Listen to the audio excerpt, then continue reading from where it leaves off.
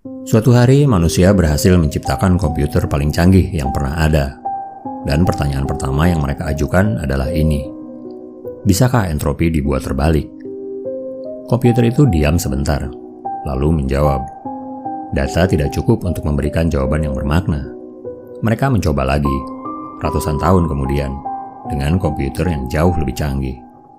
Pertanyaan yang sama, jawabannya sama. Entropi. Mungkin kamu belum pernah dengar kata itu, atau pernah tapi melupakannya.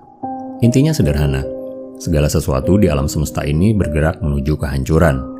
Es mencair, bangunan runtuh, bintang padam. Dan tidak ada satupun yang bisa dibalik, secara alami. Hukum termodinamika kedua menyatakan bahwa entropi di alam semesta selalu meningkat. Artinya, alam semesta kita sedang sekarat, perlahan-lahan, tapi pasti. Dan suatu hari dalam skala waktu yang bahkan tidak bisa kita bayangkan, semua bintang akan padam, semua energi akan habis, dan alam semesta akan menjadi ruang kosong yang dingin dan gelap, selamanya. Tapi tunggu dulu, sebelum kamu merasa mulai hidupmu gak berarti, ada pertanyaan yang lebih mengganggu dari kenyataan itu sendiri. Kenapa manusia, makhluk kecil yang bahkan tidak bisa melihat ujung galaksinya sendiri, sudah memikirkan hal ini sejak ribuan tahun yang lalu? Kenapa kita terus bertanya? Kenapa pertanyaan itu tidak pernah berhenti?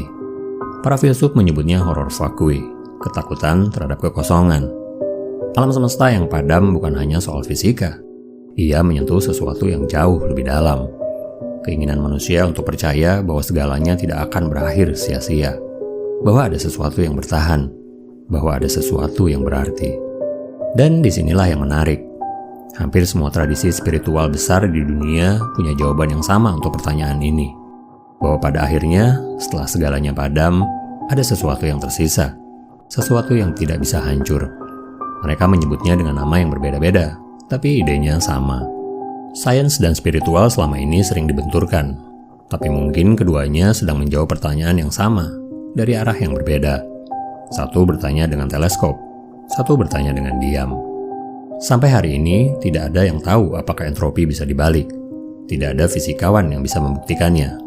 Tidak ada komputer yang cukup canggih untuk menjawabnya. Tapi ada satu hal yang aneh. Setiap generasi manusia, dari peradaban tertua hingga kita hari ini, terus mengajukan pertanyaan yang sama. Seolah ada sesuatu di dalam diri kita yang sudah tahu jawabannya, dan sedang berusaha mengingatnya. Data tidak cukup untuk memberikan jawaban yang bermakna.